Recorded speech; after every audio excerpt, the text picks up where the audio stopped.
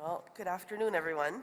I know I've got a little cold, so I didn't want to be around anybody this morning. But it's so important that I come and address our chiefs, our leadership. First of all, I want to thank the chiefs for traveling to Treaty 7 territory to participate in our Special Chiefs Assembly over the past 3 days for very difficult discussions about the future of our most precious resources, our children. I also want to thank Tanea and Wakia. Thank you. They led us into the assembly and they will lead us out. This is who we work for.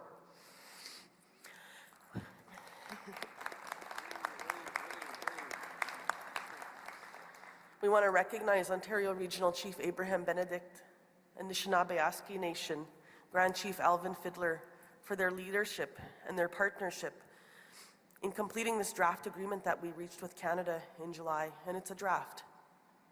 We have been proud to stand with you in support of this agreement, and we will stay by your side as you consider next steps to support First Nations children in your jurisdiction. We also recognize the success of the campaign that defeated this resolution. You spoke with passion, and you convinced the majority to vote against this $47.8 billion national agreement.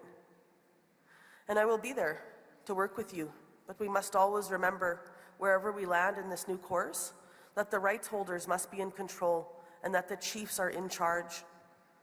When I spoke to the chiefs at the start of this assembly, we made it clear that my position didn't matter as much as theirs.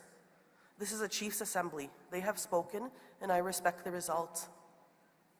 Our Assembly of First Nations Executive and Regional Chiefs will be meeting over the coming weeks to discuss next steps. The results of this assembly should be a message to the Government of Canada and all provincial governments in this country that you need to do better. Last year, we had more First Nations children removed from their communities and families than at any other time in Canadian history. Canada and the provinces will need to do more to account for the harms that they have caused by perpetuating a racist child welfare system that has broken so many children in this country. The current system of apprehension and taking kids away is not working. We need to help these families. Since the results, many have asked me, what are we going to do now? I've been getting calls all evening, all morning. Well, we will be thinking about the First Nations children and families in crisis.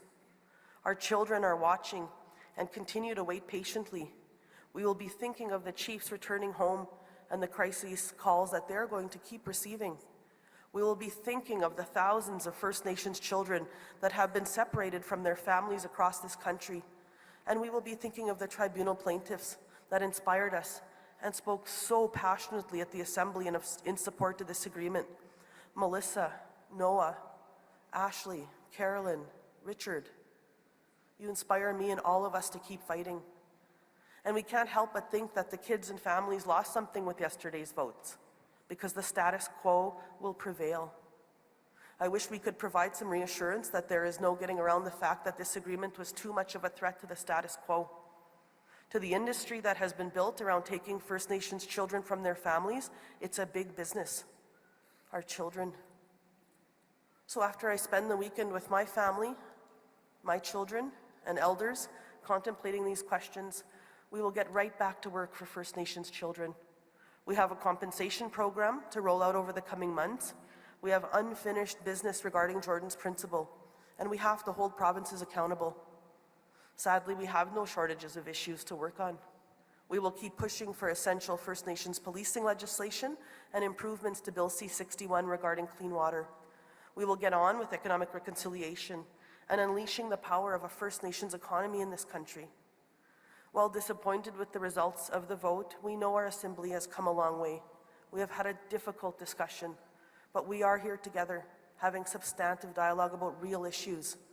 We are not threatened by different opinions, and we remain united by a common belief that First Nations families should be empowered to look after their own children.